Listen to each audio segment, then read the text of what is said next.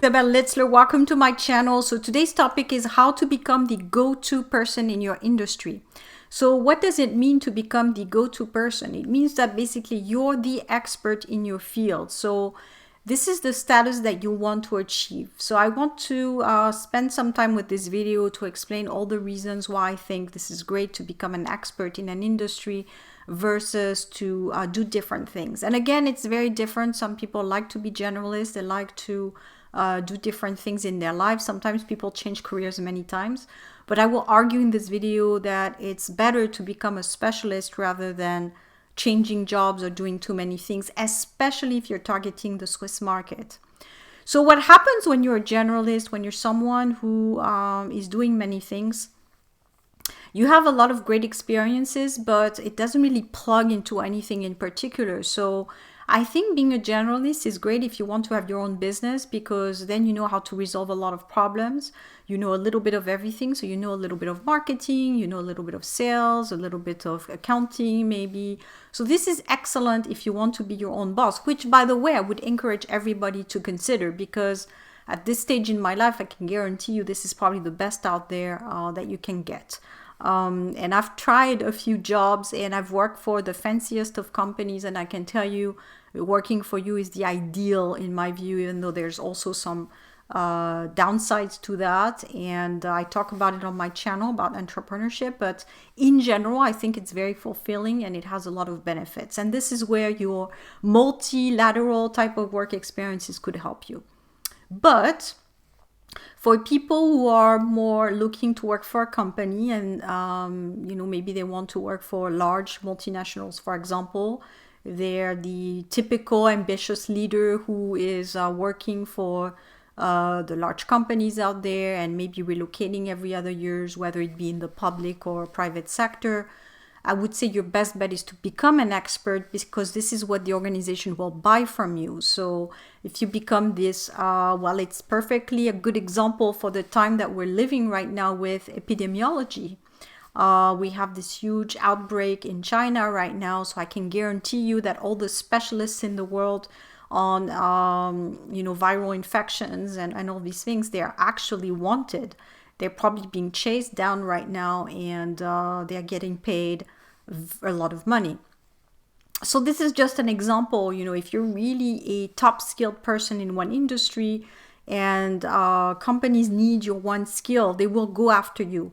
They will find you. So it's better to become this one skill type of person, but very, very detailed in that skill. And then all the companies that are looking for this kind of person will look for you, rather than to be a generalist, which, if you look at the market, most people are somewhat generalist. Everyone has done a bit of everything, and you have a lot of liberal arts type of majors who have tried different things, but they're not really a specialist.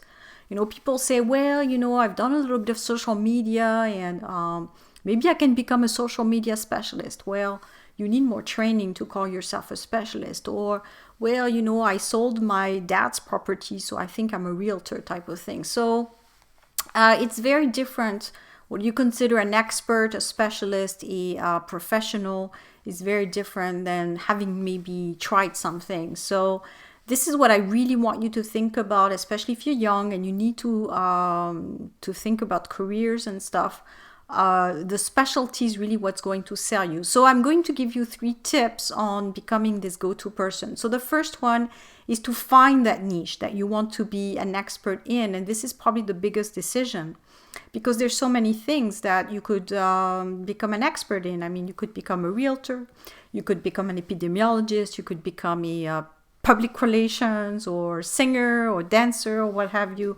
So there's so many things out there that you need to really, I think, give yourself time when you are testing, when you are evaluating. Maybe you are speaking with a lot of people to find out what it is that they do they enjoy it. Maybe yourself, you give yourself a timeline where you say, maybe I try different jobs for a while. In some countries it works. I would not recommend it to do that in Switzerland, because in Switzerland you already need to be an expert when you come to Switzerland. So this is the part where a lot of experts, a lot of expats are struggling with, because they have done their trial and error in many countries, or they've tested different things in many countries, and they think that the testing will keep going in Switzerland.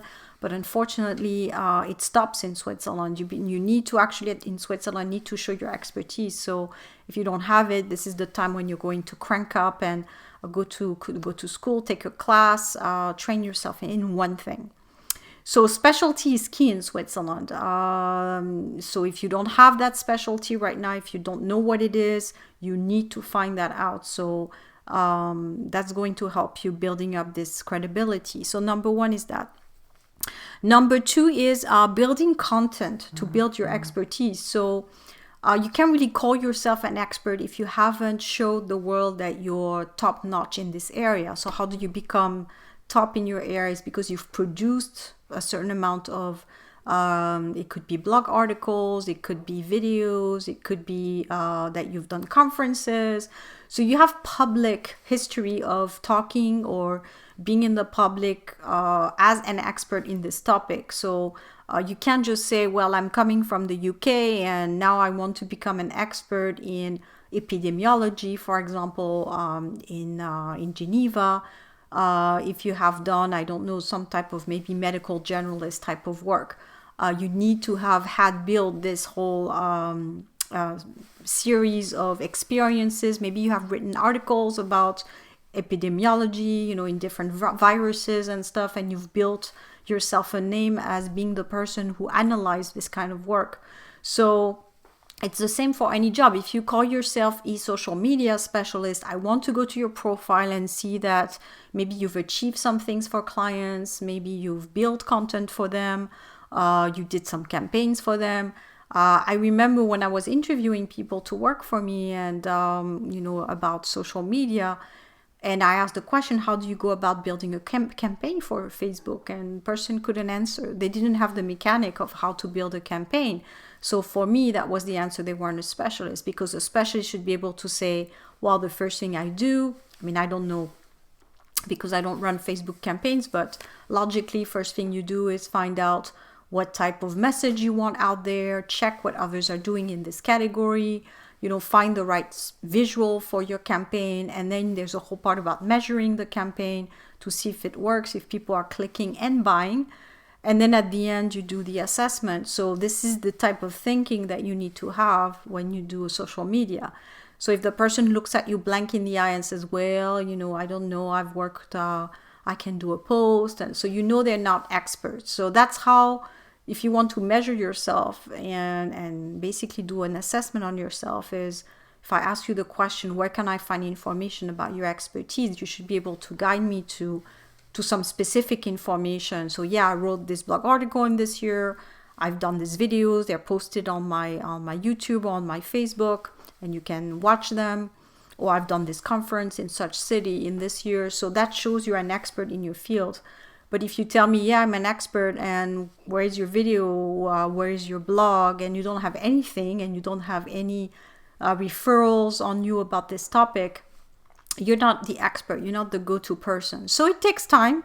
You can become, and this is the purpose of this video, I'm telling you how to become the go-to person, is first you find your niche. For me, that was really in 2010 that I really found my niche, and then from there I worked my way. So and then you build your content. It's going to be a little like an ant, doing the hard work, of putting content together and publishing it and sharing it and so forth. So it's a lot of time that you're going to have to give to this specialty if you want to be respected for it. So be ready to invest some time on the content. And then once you have this content, it becomes your gold. It becomes your credibility empire. So people can come and see it and visualize it. So you don't really have to do a lot of sales with your companies you're targeting, because you just give your social media and they can read and see everything they need to see to have that sense of trust that you are the go-to person. So it becomes very easy.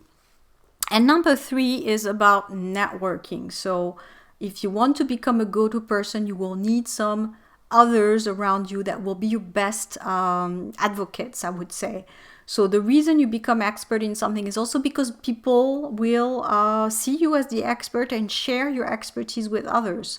So for example, I'm a career consultant and I have people in my network who are doing things around the same topics, and we've known each other for a while, and I talk about them, they talk about me, so we're sharing visibility, and it's a win-win because people get to see them, they get to see me, we're completing each other basically.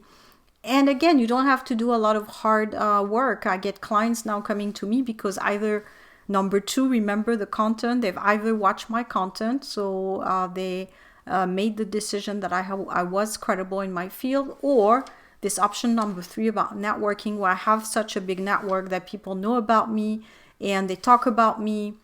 And that's what you want. You want people to talk about you and relay your names, especially in writing, so that it appears online when people do searches.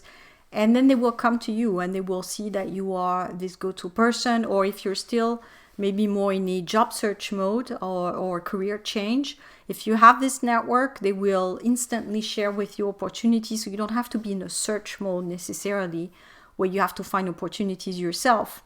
Again, if you have done step one and step two correctly, meaning you have a field that you've developed, a specialty, you have built enough content out there that people can share and watch and develop, and you have a good network, you should be getting opportunities without doing anything really. And this is really the end of this video, is the secret really to not be unemployed one day in your life, or to never have to look for clients one day in your life if you're more in the company type of situation.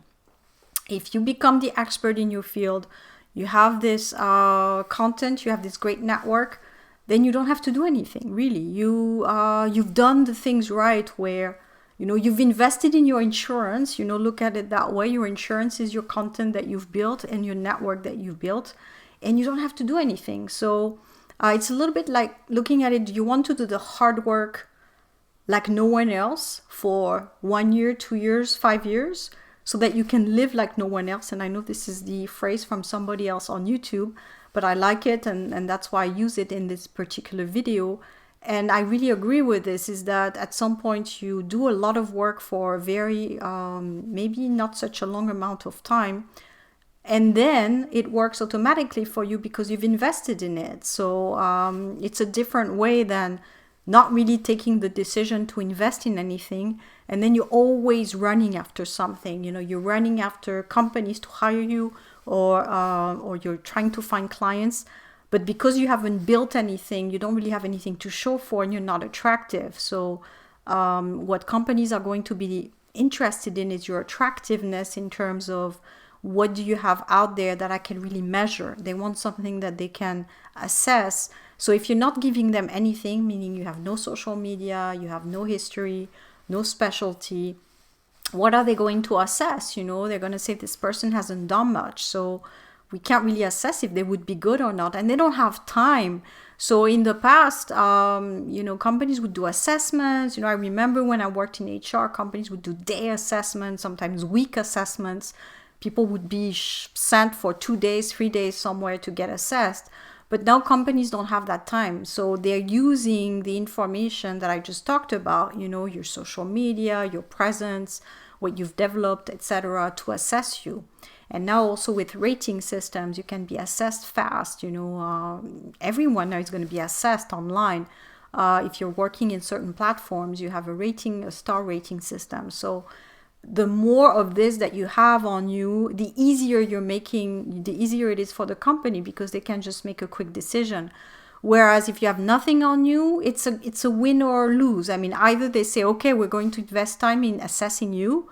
We're going to have our army of recruiters do the full interviews and assessments and so forth, and it's going to take 6 months. Or, and I think now companies want resources quickly. They're going to say, okay, who has the proof, who has the tangible history that we can look at, and let's make a decision quickly. So I just want you to think about this. Feel free to comment. Please, in the comments, try to maybe bring a little more material. Than I know I get a lot of things like I need a job, or how can I get a permit. I've done dozens of videos on the topic. You can just put it in the search button and you will have at least 50 videos that will pop up. So things like job search, permits, tons of videos. So I don't want to see those questions anymore. Maybe we can build the questions more on something a little deeper and more interesting.